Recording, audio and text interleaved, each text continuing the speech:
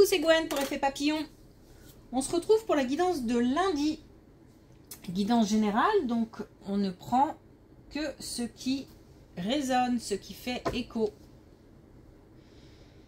Pour une consultation privée, vous pouvez passer par mon site effetpapillonvoyance.com. Pour commencer, une carte de l'oracle des rêves et une déconnexion spirituelle pour voir la tendance des énergies de ce lundi. En attendant, on me parle de lien. Le lien sous toutes ses formes, le lien social, familial, amical, professionnel. J'ai l'impression qu'il faut garder un lien, maintenir un lien. Alors, soit c'est un conseil, c'est-à-dire d'aller vers les autres. Mais j'ai l'impression aussi qu'on a des personnes qui veulent rompre la solitude ou qui n'hésitent pas à aller chercher le lien. En tous les cas, il y a des liens à créer et des liens à maintenir, à entretenir. Et j'ai l'impression qu'on est motivé pour ça. Mais ça peut aussi être un conseil si on se sent un petit peu isolé, un peu beaucoup même. Ça peut être un conseil.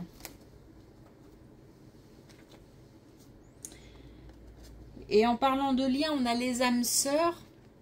Vous cheminez ensemble indéfiniment à travers le temps et l'espace. Ça nous parle de lien d'une manière générale. C'est pas forcément un lien amoureux. Ça peut être un lien entre personnes proches. Mais ça peut être aussi sentimental, effectivement. Mais ça peut être aussi un lien vraiment familial. Bref, quelque chose de fort, quelque chose qui fait que on apprend.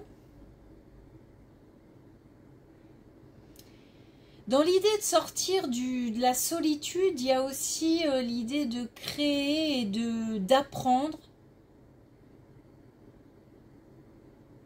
De l'autre aussi avec cette carte. Et c'est en tous les cas quelque chose de durable. Donc on n'hésite pas à aller vers l'autre et éventuellement même à faire des rencontres.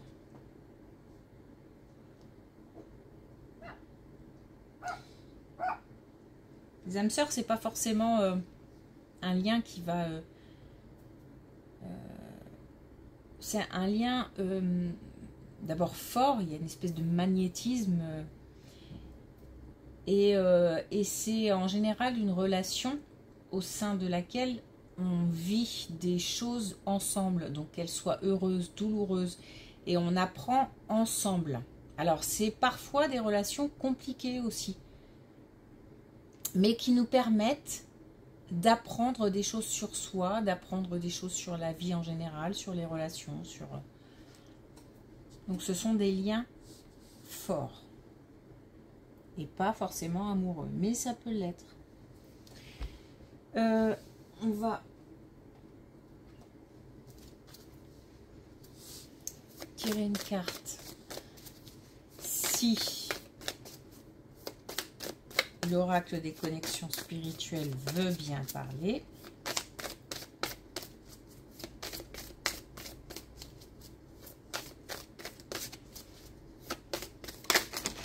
Ouais. Je crois que j'ai été un petit peu dur. Il l'a mal pris. Bon, on va garder les 3 messages. Alors, on a un mal pour un bien. Donc une période peut-être, quelque chose qui est traversé, une mauvaise nouvelle qui a priori n'est pas sympa et qui est nécessaire pour justement pour avancer, pour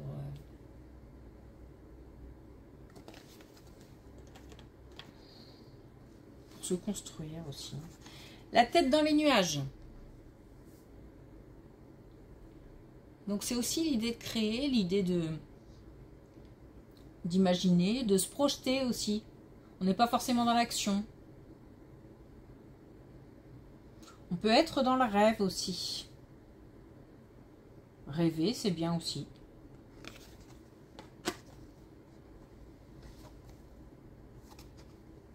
Et puis on a renfort. Donc là encore, on nous parle du lien. Un lien peut-être de soutien. Si on se sent seul, isolé, on peut aussi faire appel à des gens ou à une personne pour se sentir moins seul et pour être soutenu.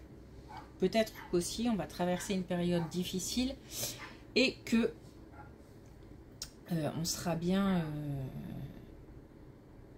heureux de trouver quelqu'un sur son chemin, quelqu'un qui peut aider, donner des conseils, guider, juste être là, écouter. Ok, allez, c'est parti.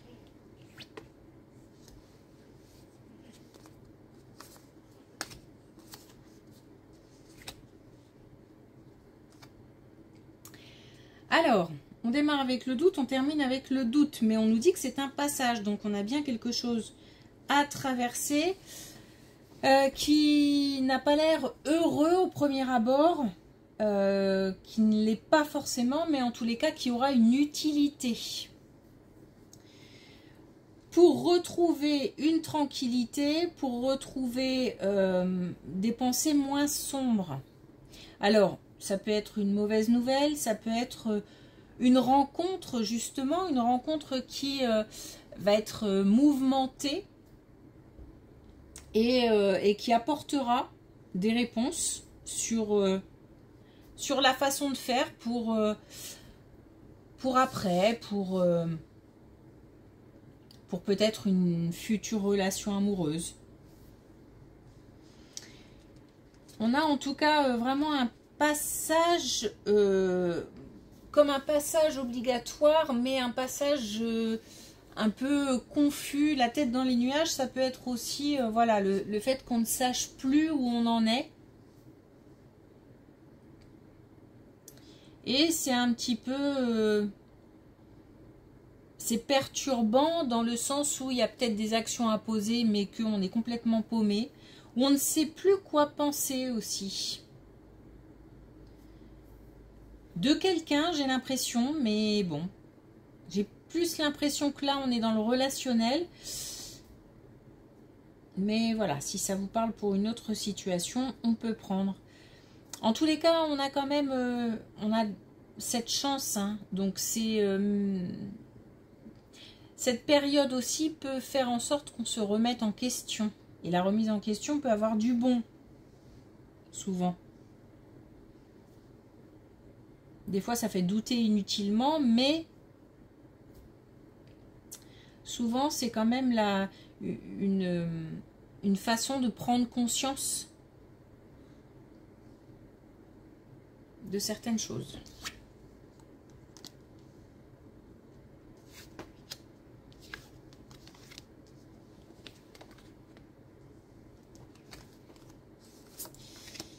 Ok. Alors, on a 2 fois l'ancrage, mais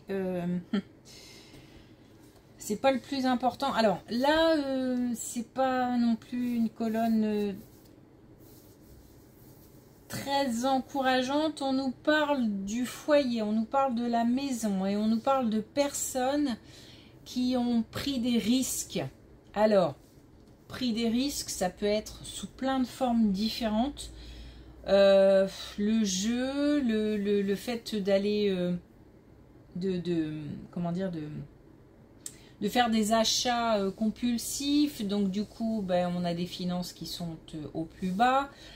Ça peut être le fait d'avoir trompé quelqu'un, d'être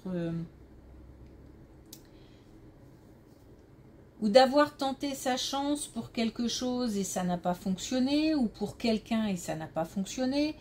Bref, on a pris des risques et on a un petit peu le retour de bâton. C'est-à-dire que là, on est dans une période où on comprend qu'on a joué gros. On comprend qu'on risque de perdre, voire on va perdre. Ou alors on est même déjà dans cette, avec ce sentiment de perte.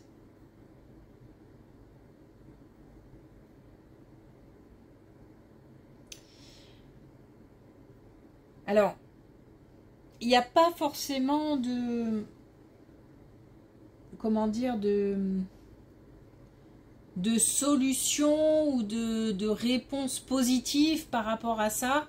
Je vais pas l'inventer, hein, donc voilà, c'est certainement peut-être aussi dû à cette période traversée par certains. Cette période de doute, cette période... Mais alors, je me demande hein, si c'est... si ça va ensemble. J'ai un petit doute parce que j'ai l'impression que là, on ne doute pas vraiment. C'est-à-dire qu'on sait qu'on a pris des risques insensés et que on a joué gros. Et que du coup, on risque de perdre beaucoup, voire on a perdu beaucoup. On a perdu la sécurité, on a perdu alors le confort peut-être, en tous les cas la stabilité. D'une période à traverser. Bon, là on a deux fois l'abondance, c'est marrant parce qu'on a deux fois les mêmes cartes. Là on a deux fois le doute, deux fois l'ancrage, deux fois l'abondance. Alors, la suite. On est en fait comme si on était dans une période d'attente. C'est-à-dire que quelqu'un a joué gros et on attend la décision de quelqu'un d'autre. Donc peut-être dans le couple du conjoint, de la conjointe ou dans le reste de la famille, on attend, parce que ça peut concerner aussi la famille d'une manière générale, la famille, l'entourage. Et on attend une décision, une réponse. On a besoin que la décision tombe. Ça doit être cette période d'attente qui est lourde. Alors on parle aussi d'argent. Donc je me demande si ça ne concerne pas une situation financière.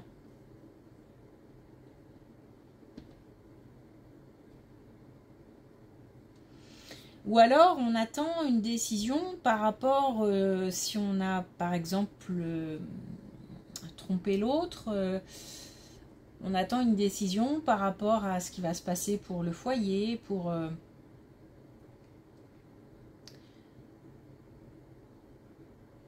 la suite.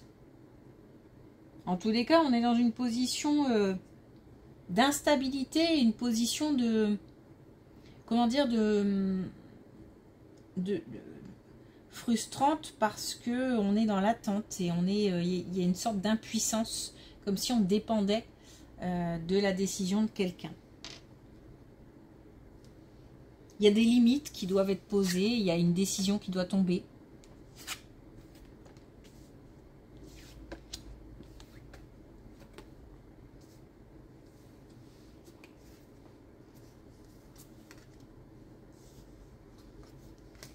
Décision, on ne parle pas de décision positive ou négative, encore une fois. Hein. Il n'y a pas de... ça ne va pas forcément dans un sens ou dans un autre.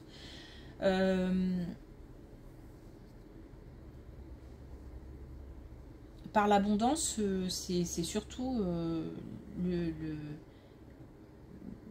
beaucoup de... comment dire, beaucoup d'attentes. Beaucoup d'attentes.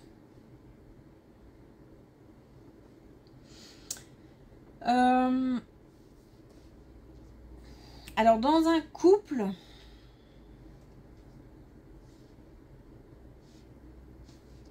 je demande si c'est lié. C'est possible, hein. C'est possible, mais voilà, on va le prendre comme une colonne à part. On nous parle d'un couple et il y a beaucoup de relationnel. Hein.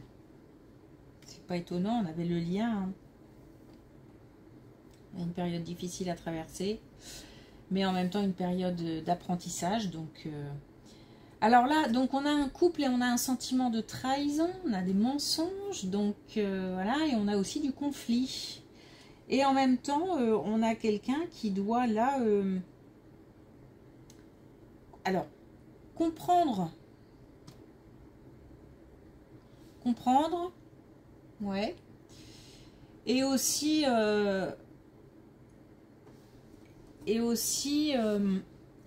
j'ai quelqu'un qui doit avancer avec un sentiment de trahison, avec des mensonges, avec des non-dits. Et j'ai quelqu'un qui doit avancer avec ça.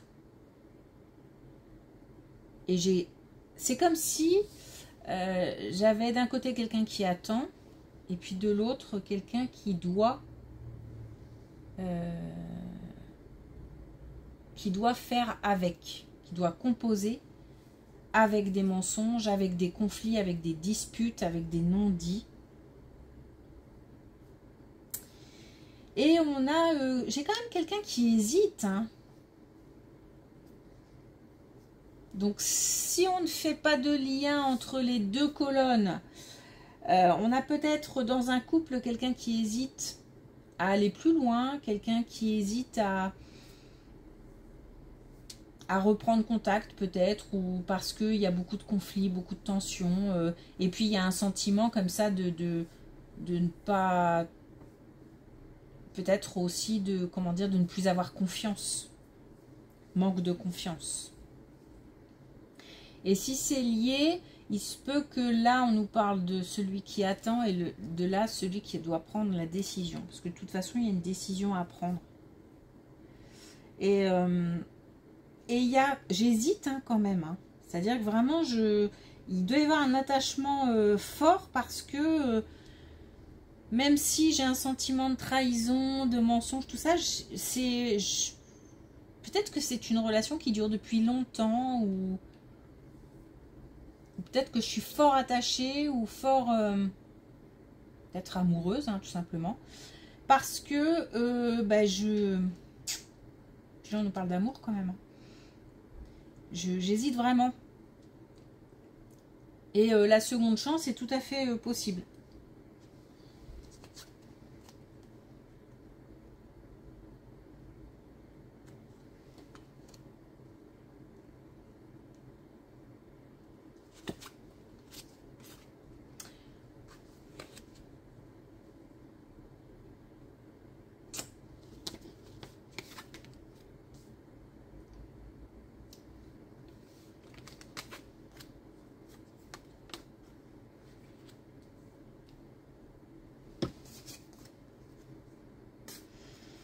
Alors, deux choses. Peut-être une rencontre lors d'une réunion. Alors, c'est bizarre parce qu'on parle de famille aussi. Alors, on n'est peut-être pas sur une rencontre amoureuse. Parce qu'on parle de famille, comme une réunion de famille où on évoque des souvenirs, où on fait même presque le point ou le bilan sur quelque chose. Mais ce sont des moments où chacun peut s'exprimer comme il veut. Il n'y a pas de... Je sens pas une réunion ultra sérieuse où il faut prendre des décisions, où on doit acter quelque chose. Là, c'est plus... on est réunis et on se... Ça fait remonter des souvenirs. C'est plutôt positif comme sentiment. On est bien. Et peut-être qu'on retrouve des personnes qu'on n'a pas vues depuis longtemps. Il y a des déplacements aussi. Donc peut-être qu'il y a des gens de plusieurs endroits différents qui vont se réunir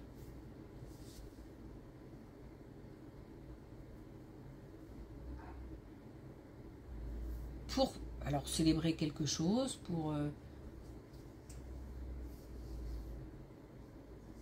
pour fêter un anniversaire, fêter Ça peut être aussi la réussite d'examens d'enfants qui doivent partir et on réunit, qui doivent faire des études ailleurs, peut-être même à l'étranger, voilà. Et on réunit un maximum de monde pour fêter ça. Bon. En tout cas, on a des personnes qui sont un petit peu dispersées, j'ai l'impression, et qui se réunissent. Moi, je pense pas qu'on soit sur une rencontre amoureuse. Hein. Plutôt comme des retrouvailles.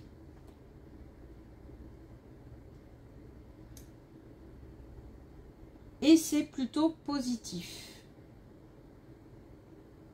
Et vraiment, limite, peut-être même qu'on regarde des photos ou...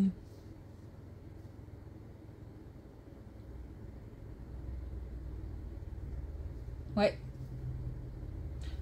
Parce que je vois quelqu'un qui me montre quelque chose. Hein.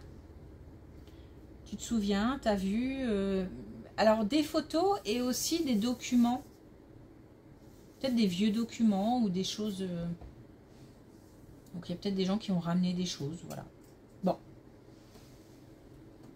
En tous les cas, c'est positif. Des émotions positives. Parce que là, déjà que le tirage, il n'est pas... Voilà, on sent bien qu'il y a un moment difficile à traverser, là. Pour certains. Alors, pour terminer, on a avec l'oracle des couleurs le jaune moutarde. Je prends le temps de ralentir quand tout s'accélère. Donc, même par rapport à tout ça, même si on a par exemple ici quelqu'un qui a une décision à prendre, quelqu'un qui a beaucoup d'attentes ou qui attend déjà depuis un moment, mais de toute façon, il faut prendre le temps.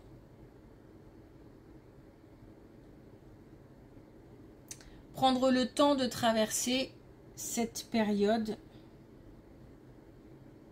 pas évidente.